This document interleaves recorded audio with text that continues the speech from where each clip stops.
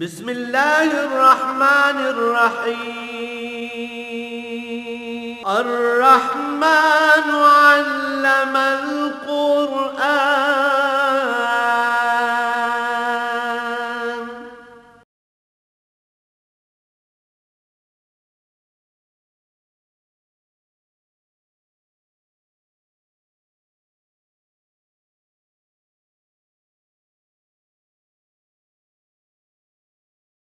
الحمد للہ رب العالمین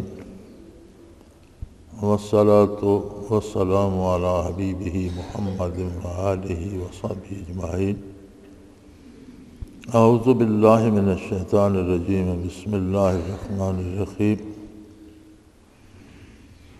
وَلِكُلِّ أُمَّةٍ أَجَلٌ فَإِذَا جَاءَ أَجَلُهُمْ لَا يَسْتَأْخِرُونَ سَاعَةً وَلَا يَسْتَقْدِمُونَ۔ یا بنی آدم اما یاتینکم رسل منکم یقصون علیکم آیاتی فمن اتقى واصلح فلا خوف علیہم ولا هم یحزنون والذین کذبوا بآیاتنا واستکبروا عنها اولئک اصحاب النار هم فیہا خالدون۔ فمن اظلم ممن افترى علی اللہ کذبا او کذب بآیاته اولئک ینالهم نصیبهم من الکتاب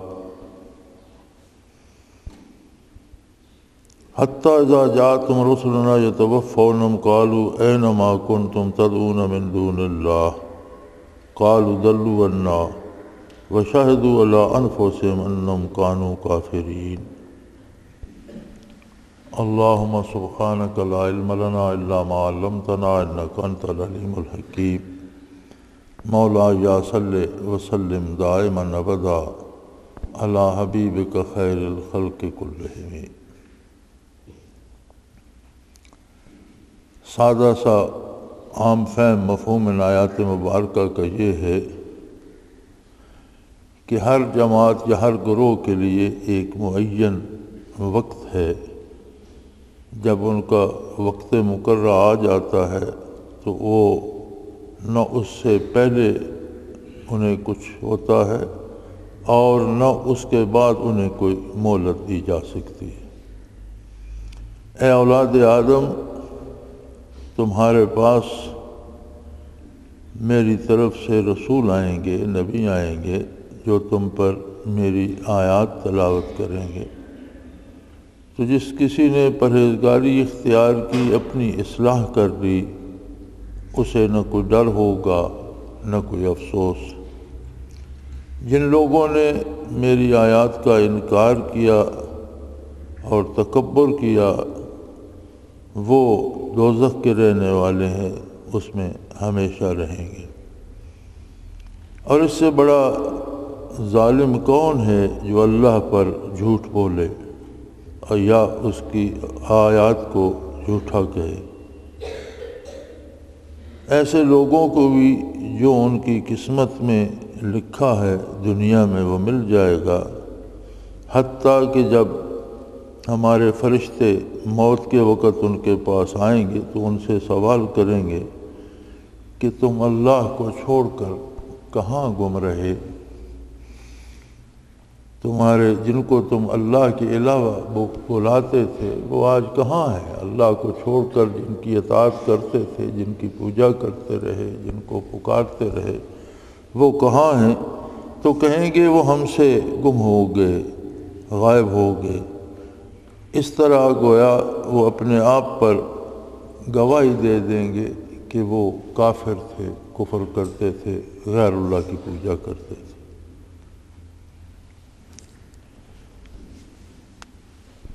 پہلے آیہ کریمہ میں بات چل رہی تھی اطاعت الہی کی، اور پوشیدہ یا ظاہر بے حیائی سے یا گناہ سے یا بغاوت سے رک جانے کی۔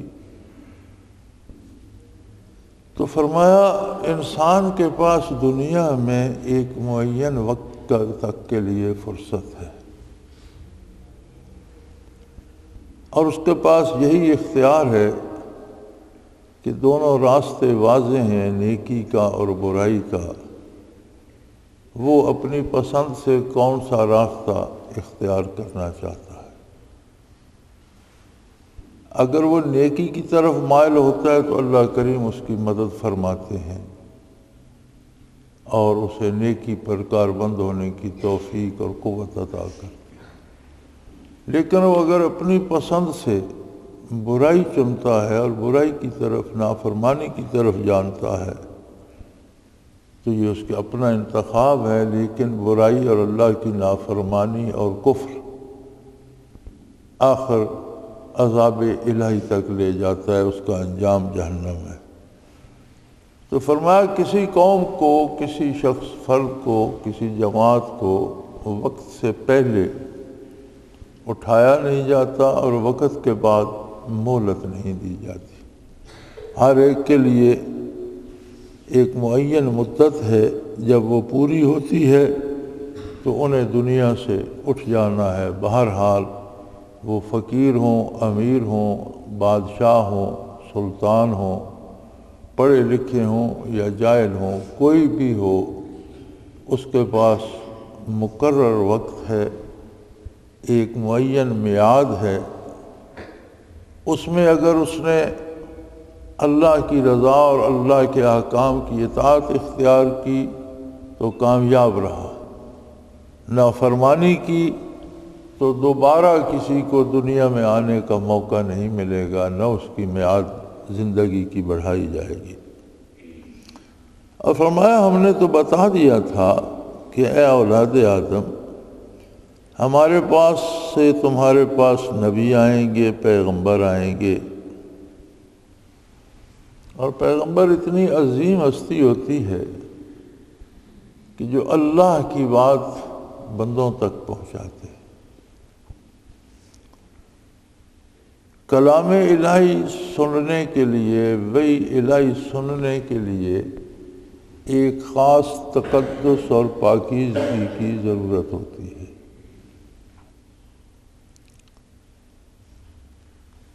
حتیٰ کہ انبیاء کا تقدس ملائکہ سے بڑھ کر ہوتا ہے۔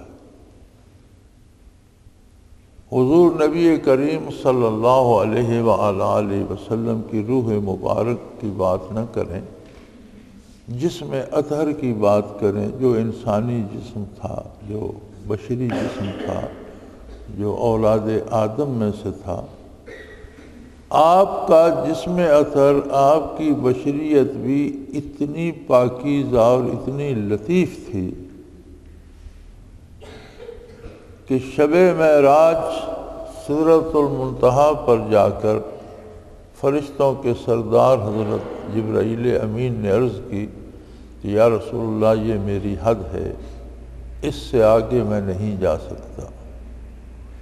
اگر یکسر موئے برتر پرم فروغ تجلی وسوزت پرم، اگر میں اس سے سر منہ بھی آگے حرکت کروں تو تجلیات باری مجھے جلا کر راہ کر دے۔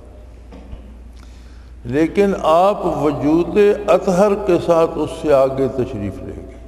بات روح کی نہیں، بات وجود اطہر کی ہے۔ حضور اپنے جسم مبارک کے ساتھ، یعنی آپ کا جسد مبارک جسم اطہر بھی جبرائیل امین کی پاکیزگی اور طہارت اور لطافت سے زیادہ لطیف تر، زیادہ پاکیزہ، زیادہ اطہر و مطہر تھا۔ تو کلام الہی کو سننے اور قبول کرنے یا سمجھنے کے لیے وہ طہارت چاہیے ہوتی ہے جو انبیاء کو نصیب ہوتی ہے۔ اسی لیے نبی معصوم عن الخطا ہوتے ہیں، کسی نبی سے گناہ صادر ہونے کا کوئی تصور نہیں ہے، یعنی وہ کر سکتے ہی نہیں، ان میں وہ مادہ ہی نہیں ہوتا۔ تو فرمایا اے اولاد آدم، اتنا عظیم مرتبہ اور مقام نبوت جو ہے، اس کے لیے میں نے فرشتوں کو وہ تقدس نہیں دیا، تم ہی میں سے منتخب فرمائے اپنے رسول، آدم علیہ السلام کی اولاد میں سے، تم میں سے۔ ہمارے ہاں یہ روز نور اور بشریت کا جھگڑا ہوتا ہے، یہ بشریت جو لوگ کرتے رہتے ہیں نا، وہ سمجھتے ہیں خود کو کہ میں بشر ہوں اور نبی کریم صلی اللہ علیہ وسلم جو ہے وہ میرے جیسے تو نہیں ہے، مجھ سے اعلیٰ ہیں۔ یہ کتنے کم فہم لوگ ہیں۔ بشریت کا جو معیار محمد الرسول اللہ صلی اللہ علیہ وسلم کا ہے وہ صرف آپ کا ہے، آپ کے علاوہ کسی دوسرے کو میسر نہیں۔ اور نوری مخلوق جو ہے، اللہ نے جس مخلوق کو نور سے پیدا کیا یعنی فرشتے، وہ آپ کے در اقدس کے خادم ہیں۔ آپ کی بشریت کا تقدس وہ ہے کہ نوری مخلوق آپ کے در اقدس کی خادم ہے صلی اللہ علیہ وآلہ وسلم۔ اور حق یہ ہے، علماء حق فرماتے ہیں کہ حضور صلی اللہ علیہ وسلم کی ذات والا صفات کے بارے بحث کرنا، جرح کرنا منع ہے، جائز نہیں ہے۔ حضور کی ذات ہمارے ادراک، ہمارے علوم اور ہمارے تصور سے بالا تر ہے۔ تو اللہ کریم یہ احسان بھی یاد دلا رہے ہیں کہ اے اولاد آدم، یاتینکم رسل منکم،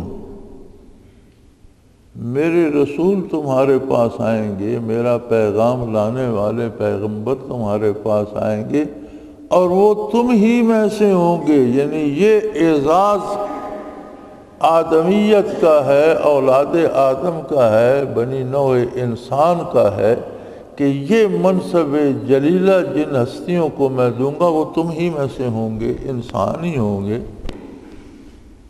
لیکن ان کا مقام اتنا بلند ہوگا، یقصون علیکم آیاتی، کہ وہ تم پر میری باتیں بیان کریں گے۔ یعنی ان کا منصب جلیلہ یہ ہوگا کہ میری بات، میری آیات بذریعہ وحی مجھ سے وصول کریں گے، سمجھیں گے، اس کا مفہوم سمجھیں گے اور میرا پیغام تم تک پہنچا دیں گے۔ اب تمہارے ذمہ کیا ہے؟ اللہ رب العالمین ہے، ساری کائنات کا خالق بھی ہے، مالک بھی ہے، رازق بھی ہے، پالنہار ہے۔ جو کچھ جس کسی کے پاس ہے وہ صرف اللہ کا دیا ہوا ہے، اس کا عطا کردہ ہے، ساری نعمتیں اسی کی دی ہوئی ہیں۔ اور انسان پر واجب ہے، جن لوگوں پر انبیاء کی تعلیمات نہیں پہنچتی، بعض ایسی دنیا کے کسی خطے میں ہے کہ زندگی بھر اس کے پاس کسی نبی کی تعلیم نہیں پہنچی، یا ایسے زمانے میں ہے جس میں انبیاء کی تعلیمات عام نہیں ملتی، جیسے حضور صلی اللہ علیہ وسلم سے پہلے عیسیٰ علیہ السلام سے لے کر حضور نبی کریم تک کو عہد فترت کہتے ہیں، تعلیمات عیسوی گم ہو گئیں، حضور مبعوث نہیں ہوئے تھے تو کہیں کوئی حق بات ملتی نہیں تھی۔ تو ان پر بھی واجب ہو جاتا ہے کہ وہ اس نظام کو دیکھ کر، سورج کا طلوع و غروب، موسموں کا تغیر و تبدل، کائنات میں تخلیق کا مسلسل عمل، اس اپنے آپ کو، اپنے وجود کو، اپنے اندر کو، اس سارے کو دیکھ کر وہ یہ سمجھ لیں کہ کوئی واحد و لا شریک ہستی ہے جو اس نظام کو چلا رہی ہے، کوئی اس کے ساتھ اس کے نظام کو روکنے والا، ٹکرانے والا، اس کی مخالفت کرنے والی کوئی دوسری ہستی نہیں ہے، وہ واحد ہے، لا شریک ہے۔ جس نے اس حقیقت کو پا لیا وہ بھی مسلمان ہے۔ لیکن جب نبی مبعوث ہوتا ہے تو پھر نبی کی تعلیمات اول و آخر، یقصون علیکم آیاتی، وہ تم پر جو بیان کرتا ہے وہ میری آیات ہیں۔ نبی کی بات اللہ کی بات ہوتی ہے۔ پھر جتنی بات نبی صلی اللہ علیہ وآلہ وسلم سے پہنچے وہ ماننا ضروری ہو جاتا ہے۔ اور جو نبی کی تعلیمات ہوتی ہیں، جو باتیں ہوتی ہیں، وہ بہت خوبصورت، بہت مزیدار، بہت نفع رساں، نقصان سے بچانے والی، حیات جاوداں بخشنے والی اور تباہی سے حفاظت کرنے والی ہوتی ہیں۔ نبی کی تعلیمات ایسی نہیں ہوتی کہ بندے پر گراں گزریں، بلکہ اس کی تعلیم و ترقی کے لیے ضروری ہوتی ہیں۔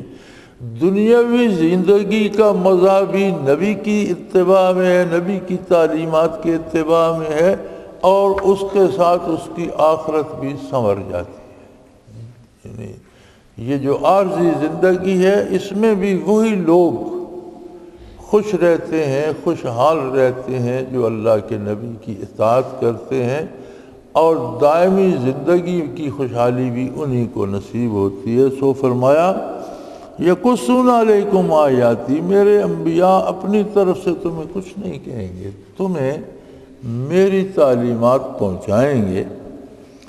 اب تم میں سے فمن اتقا، جس نے تقوی اختیار کر لیا۔ تقوی کیا ہے؟ اللہ جل شانہ سے اطاعت کا تعلق۔ جس نے ان باتوں پر عمل کیا، انہیں دل و جان سے قبول کیا، ان پر ایمان لایا، اللہ پر، اللہ کے نبی پر، نبی کے ارشادات پر، اور اپنی عملی زندگی واصلح، اپنی عملی زندگی کی اصلاح کر دی۔ یعنی نبی کی ہر بات اصلاح کرتی ہے، خرابی نہیں کرتی۔ تعلیمات نبوت کا کمال یہ ہوتا ہے کہ نبی کا ہر ارشاد اصلاح کرتا ہے، دنیاوی امور میں بھی، اخروی امور میں بھی، زندگی میں بھی، موت میں بھی، خانگی تعلقات ہوں یا معاشرتی تعلقات ہوں یا لوگوں سے لین دین ہو، ذاتی بات ہو، خاندانی ہو، معاشرتی ہو، ماحول کی ہو، ملک کی ہو، قوم کی ہو یا بین الاقوامی، ہر شعبہ زندگی میں نبی صلی اللہ علیہ وسلم کی تعلیمات اصلاح فرماتی ہیں۔ سو جس نے اطاعت اختیار کی، تقوی اختیار کیا اور اپنی اصلاح کر لی، فلا خوف علیہم ولا هم یحزنون، انہیں نہ کسی قسم کا ڈر ہوگا اور نہ کوئی افسوس ہوگا۔ خوف ہوتا ہے پیش آنے والے واقعات کا ڈر کہ جانے کیا ہوگا۔ فرمایا جو میرے نبی کی اطاعت کریں گے انہیں کوئی ڈر نہیں ہوگا، ان پر موت بھی آئے گی تو ان کے لیے وہ بھی لذیذ ہوگی، انہیں آرام پہنچائے گی اور انہیں اس میں بھی لذت حاصل ہوگی۔ وہ قبر میں جائیں گے تو وہ بھی ان کے لیے آرام کا سبب ہوگی، میدان حشر میں آئیں گے تو وہاں بھی رحمت الہی کی زیر سایہ ہوں گے اور اللہ کی جنت نصیب ہوگی تو بے پناہ نعمتیں نصیب ہوں گی، انہیں کوئی ڈر نہیں ہوگا۔ ولا هم یحزنون، اور نہ انہیں افسوس ہوگا کہ یہ فلاں کام میں نے کیوں کیا، چونکہ انہوں نے اللہ کے رسول کی اطاعت کی تو افسوس ہوتا ہے گزشتہ پر کہ مجھ سے کیوں ہوا، اور ڈر ہوتا ہے آئندہ کا۔ تو فرمایا جنہوں نے دامان رسالت تھاما، جنہوں نے پیغمبر کی اطاعت کی، اپنی اصلاح کر لی، انہیں نہ ڈر ہوگا اور نہ افسوس۔ والذین کذبوا بآیاتنا،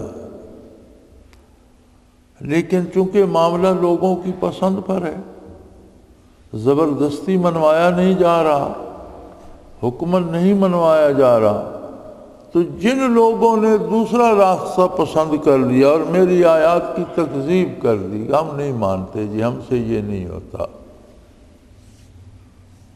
واستکبروا عنہا، فرمایا آیات الہی ہوں اور اللہ کا نبی، اللہ کا رسول سنائے، پہنچائے، اور بندہ نہ مانے، یہ کیسے ممکن ہے؟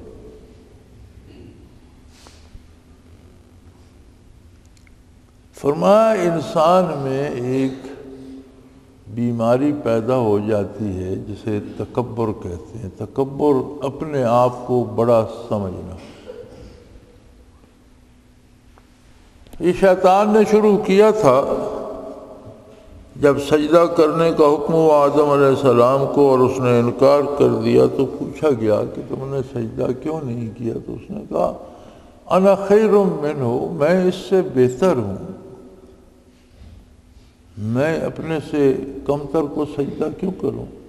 اس سے تو میں بہتر ہوں۔ خلقتنی من نار و خلقتہ من طین، آپ نے مجھے آگ سے پیدا کیا اور اس کو مٹی کیچڑ سے پیدا کیا۔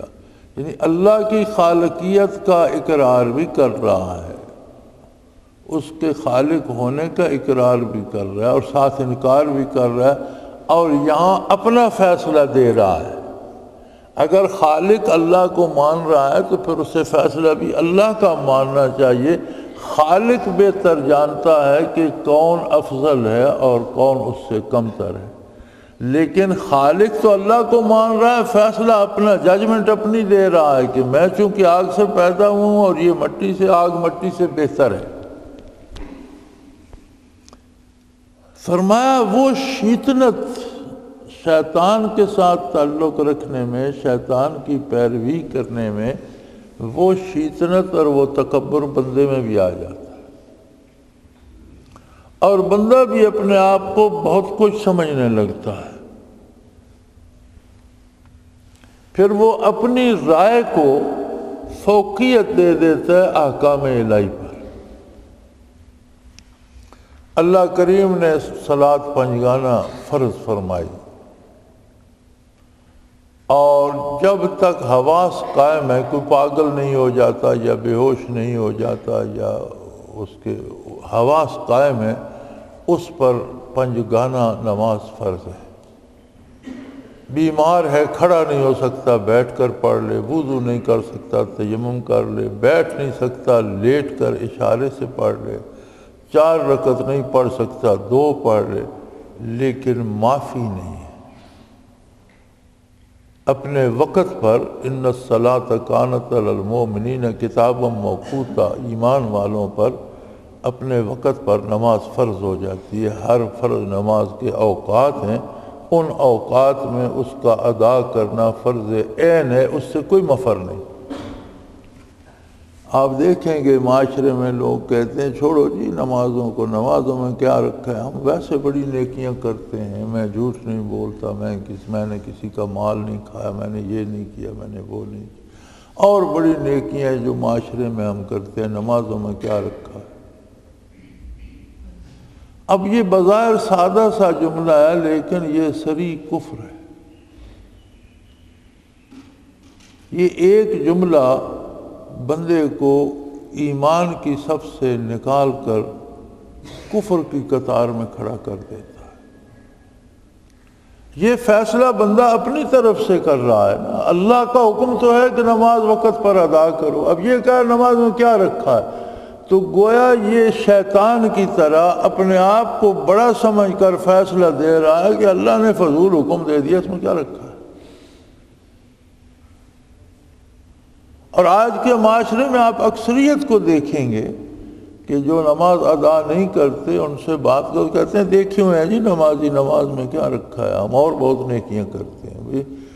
جو بندہ بنیادی اطاعت الہی نہیں کرتا، وہ اور کون سی نیکیاں کرتا ہو؟ گویا نیکی بدی بھی اپنی طرف سے مقرر کر لیتے ہیں، جو کام خود کو پسند ہے کہتے ہیں یہ میں نے نیکی کر لی۔ تو فرمایا اللہ کی آیات کا کوئی انکار کیوں کرے گا؟ فرمایا بندے میں تکبر پیدا ہو جاتا ہے، اپنے آپ کو بڑا سمجھنے لگ جاتا ہے، اپنی رائے کو زیادہ اہمیت دینے لگ جاتا ہے، اس تکبر میں آ کر وہ اللہ کی آیات کا انکار کر دیتے ہیں۔ جیسے ایک یہ بات مثال کے طور پر میں نے عرض کی، کو کہا تھا کیا رکھا ہے نماز میں، تو گویا اس نے احکام الہی کا انکار کر دیا۔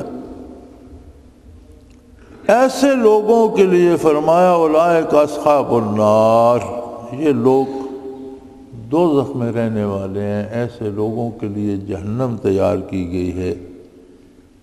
اور پھر جو ایمان ضائع کر کے مر جائے گا، کفر پر مر جائے گا، کفر پر موت آ گئی جس کو، اسے دوزخ میں پھر ہمیشہ ہمیشہ رہنا، نہ وہ وہاں مر سکے گا، نہ وہاں کوئی زندگی کا تصور ہوگا۔ جینے کا تصور اس لیے نہیں ہوگا کہ ہر وقت مختلف عذاب اور آگ ہر وقت اسے جلا رہی ہوگی، اور مر نہیں سکے گا، کبھی ختم نہیں ہوگا۔ لا یموتون فیہا ولا یحیٰ، وہاں مر بھی نہیں سکیں گے اور زندگی کا بھی کوئی مزہ نہیں ہوگا کہ ایندھن کی لکڑی کی طرح جل ہی رہے ہوں گے۔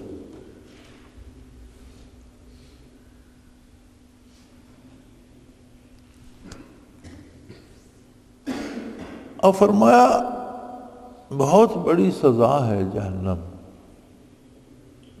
اور پھر ہمیشہ ہمیشہ کے لیے نہ ختم ہونے والی مدت کے لیے، یہ بہت بڑی سزا ہے۔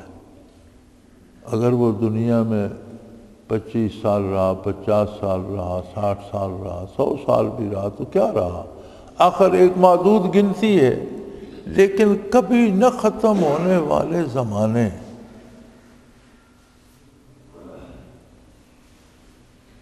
تو بہت بڑی لمبی سزا ہے۔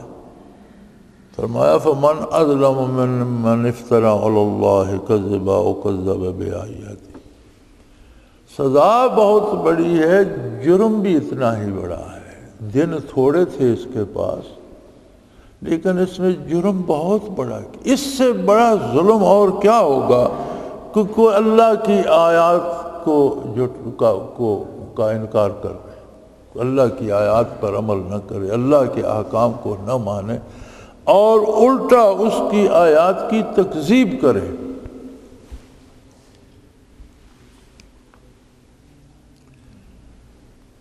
احکام الہی کی تکذیب کیا ہوتی ہے؟ ان کے مقابلے میں اپنی طرف سے کوئی طریقہ ایجاد کر دینا اور کہنا یہ صحیح ہے۔ فرمایا اس سے بڑا ظلم اور کیا ہوگا کہ کوئی بندہ بات تو ایجاد کرے خود اور اللہ کریم کے ذمہ لگا دے اور کہے یہ اللہ کا حکم۔ اور یہ بھی آج کے معاشرے کی ایک بہت بڑی بیماری ہے کہ ہم رسومات خود ایجاد کرتے ہیں یا کسی دوسری قوم سے لے لیتے ہیں، یا ہم سے پہلے کسی نے وہ رسم ایجاد کر دی جس کا حکم اللہ کی کتاب میں نہیں ہے، اللہ کے نبی کی سنت میں نہیں ہے، ایسی بات جس کی تعلیم حضور نے نہیں دی صلی اللہ علیہ وسلم، تو لوگوں نے بطور رسم ایجاد کر لی، پھر اسی کو کار ثواب ہی نہیں معیار اسلام سمجھ لیتے ہیں۔ جو اس رسم پر عمل کرے یہ اچھا مسلمان ہے، اور جو اس رسم پر عمل نہ کرے کہتے ہیں یہ مسلمان ہے ہی نہیں۔ یہ جرم ہے جو بہت بڑا جرم ہے کہ اپنی طرف سے رسم ایجاد کی جائے اور اسے ثواب کا، عبادت کا یا حکم الہی کا درجہ دے دیا جائے۔ تو فرمایا اس سے بڑا اور کسی ظلم کا کیا تصور ہو سکتا ہے کہ کوئی اللہ پر جھوٹ بولے، اللہ کے ذمہ جھوٹ لگائے، جو حکم اللہ نے نہیں دیا وہ اللہ کے ذمہ لگائے، اور جو اللہ کے احکام ہیں ان کا انکار کر دے۔ وَكَذَّبَ بِآيَاتِهِ، جو واقعی اللہ کے احکام ہیں ان کا انکار کر دے، اور جو رسومات خود گھڑی ہیں وہ اللہ کے ذمہ لگا دے۔ جس طرح آج مذہب کے نام پر عیسائی، یہودی، ہندو، سکھ، جین مت، بدھ بے شمار رسومات بنا رکھی ہیں، سب کہتے ہیں یہ احکام الہی ہیں، حالانکہ سارے انہوں نے خود گھڑے ہوئے ہیں۔ تو فرمایا اس میں دو باتیں آ گئیں کہ ایک تو وہ اللہ پر جھوٹ بولتے ہیں، وہ اللہ کے احکام نہیں ہیں، انہوں نے اپنی طرف سے گھڑ کے اللہ کے ذمہ لگا دیے، اس سے بڑا ظلم اور کیا ہوگا۔ اور دوسرا ساتھ ظلم یہ ہے کہ جو واقعی احکام الہی ہیں ان کا انکار کر دیتے۔ تو یہ جرم ہی اتنا بڑا ہے کہ انہیں تو دنیا میں ہی تباہ کر دیا جانا چاہیے تھا، انہیں تو زمین میں غرق کر دینا چاہیے تھا، ان پر تو دنیا میں آگ برسانی چاہیے تھی۔ فرمایا یہ تو اللہ کا کرم ہے، اولئک ینالہم نصیبہم من الکتاب، کہ اس نے روز اول سے جو دنیا کی روزی اور دنیا کی نعمتیں تقسیم کر دی تھی ان کے حصے میں وہ نہیں چھینے گا، وہ انہیں دے گا۔ انہیں زندگی بھی ملے گی، انہیں صحت بھی ملے گی، اولاد بھی ہوگی، ان کے پاس دولت بھی ہوگی، حکومتیں، اختیارات بھی ہوں گے، جو کچھ اس نے تقسیم کر دیا ہے، جو اس نے ان کے مقدر میں لکھ دیا ہے، وہ نہیں چھینے گا، وہ تو انہیں ملے گا، لیکن بالآخر میرے فرشتے موت کا پیغام لے کر ان کے پاس آ جائیں گے۔ زندگی تو ایک دن ختم ہو جائے گی، جو جھونپڑے میں بستا ہے اس کی بھی ختم ہو جائے گی، جو محلات میں رہتا ہے اس کی بھی ختم ہو جائے گی، جو امیر ہے اس کو بھی موت آ جائے گی، جو فقیر ہے اس کو بھی موت آ جائے گی۔ اب جو اللہ کی اطاعت تو نہیں کرتے تھے اور اللہ کو چھوڑ کر دوسروں کی، لوگوں کی گھڑی ہوئی باتوں کی اطاعت کرتے تھے، یا بتوں کو پکارتے تھے، یا غیر اللہ کی عبادت کرتے تھے، تو جب فرمایا حتیٰ اذا جاءتہم رسلنا، جب ہمارے فرشتے ان کے پاس آئیں گے، یتوفونہم، ان کی روح قبض کرنے کے لیے، تو ان سے بات کریں گے۔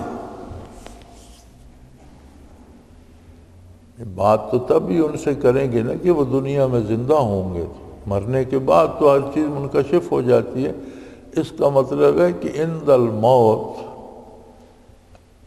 کافر کو بھی فرشتے نظر آ جاتے ہیں، وہ بھی ان کی بات سن سکتا ہے، ان کو جواب دے سکتا ہے، کیونکہ ابھی تو وہ زندہ ہوگا۔ فرشتے موت کے آئیں گے تو وہ اس سے سوال کریں گے، قالوا اینما کنتم تدعون من دون اللہ، وہ کہیں گے او بھائی صاحب، اللہ کو چھوڑ کر جن کی اطاعت کرتے رہے ان کو بلاؤ، وہ کہاں ہیں آج تمہاری مدد کریں۔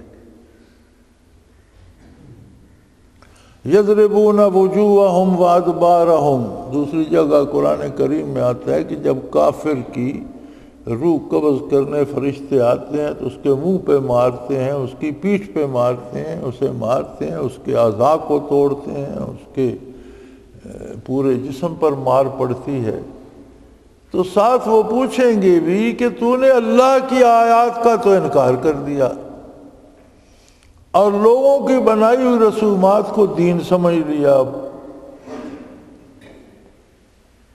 تو جن کی اطاعت کرتا رہا یا اللہ کو چھوڑ کر جن کی عبادت کرتا رہا، جن کو پکارتا ہے، وہ آج کہاں ہیں؟ انہیں چاہیے آج تیرے کام آئے، تجھے اس مصیبت سے بچائیں۔ وہ جواب دیتے ہیں، آگے سے کہتے ہیں قالوا ضلوا عنا، وہ کہیں گے وہ تو چھوڑ کر بھاگ گئے، آج تو کوئی بھی نہیں، وہ تو غائب ہو گئے، کوئی پتہ نہیں وہ تھے بھی کہ نہیں تھے، ہم مفروضوں کی پوجا کرتے رہے، آج تو کوئی سامنے نہیں ہے۔ اللہ کریم فرماتے ہیں ان کا یہ جملہ ان کی اپنی شہادت بن جائے گی کافر ہونے پر، جب وہ کہیں گے عند الموت کہ جن کو ہم پکارتے رہے، جن کی ہم پوجا کرتے رہے، وہ تو غائب، وہ تو چھپ گئے، وہ تو ملتے نہیں ہیں ہمیں، تو گویا انہوں نے اقبال جرم کر لیا کہ ہم اللہ کے سوا دوسروں کی پوجا کرتے تھے۔ فرمایا نظام الہی ایسا ہے کہ خود اپنے آپ پر خود گواہی دے رہے ہیں کہ ہم واقعی غیر اللہ کی پوجا کرتے تھے۔ وَشَهِدُوا عَلَىٰ أَنفُسِهِمْ أَنَّهُمْ كَانُوا كَافِرِينَ، انہوں نے اپنے آپ پر یہ گواہی دے دی کہ وہ کفر کرتے رہے۔ قرآن کریم کا یہ بہت پیارا انداز بیان ہمیں سمجھا رہا ہے کہ ہم میں سے کسی کو پتہ نہیں میرے پاس کتنے لمحے باقی ہیں، سانس آئی ہے، خارج ہوگی یا نہیں، شام دیکھیں گے یا نہیں، کل صبح نصیب ہوگی یا نہیں، تو پہلی فرصت میں بندے کو چاہیے کہ دامان پیغمبر صلی اللہ علیہ وسلم کو تھامے، اپنی کوتاہیوں سے توبہ کرے، اور جو وقت بچ گیا ہے اسے اطاعت الہی میں صرف کرے۔ یہ سارے قصے قرآن اس غرض سے بیان کر رہا ہے کہ ہم اپنی اصلاح کریں۔ وآخر دعوانا ان الحمدللہ رب العالمین۔ اللہ اللہ اللہ اللہ اللہ اللہ اللہ